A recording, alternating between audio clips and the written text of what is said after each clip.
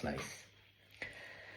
یہ نیچے جو آپ دیکھ رہے ہیں نا ویڈیو میں، یہ پتہ کون ہے؟ کسی بزنس مین کا بیٹا نہیں، کسی بلینئر کا بیٹا نہیں، یہ ایک غریب باپ کا بیٹا، ایک مزدور کا، جو اس کی پیٹ بھی جو اس کا پورا نہیں تھا کر سکتا، اس کا یہ بیٹا ہے وقاص خلیل. یہ جو اس کی گاڑی میں پیسے دیکھ رہے ہیں نا، کروڑوں روپے، یہ پتہ کدھر سے آئے ہیں؟ یہ یورپ سے نہیں آئے، یہ سعودیہ سے نہیں آئے، یہ دبئی سے نہیں آئے، یہ اس نے پاکستان میں رہ کے کمائے ہیں، دماغ استعمال کر کے.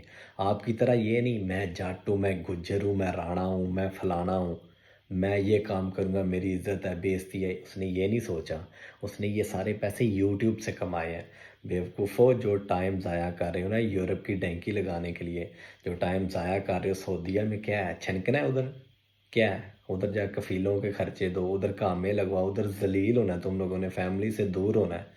وہ سارا کچھ اس نے پاکستان میں رہ کے صرف اپنی ایگو ختم کر کے، اپنی انا ختم کر کے، اپنا جٹ گجر رانا اس نے ختم کر کے اتنے پیسے کمائے.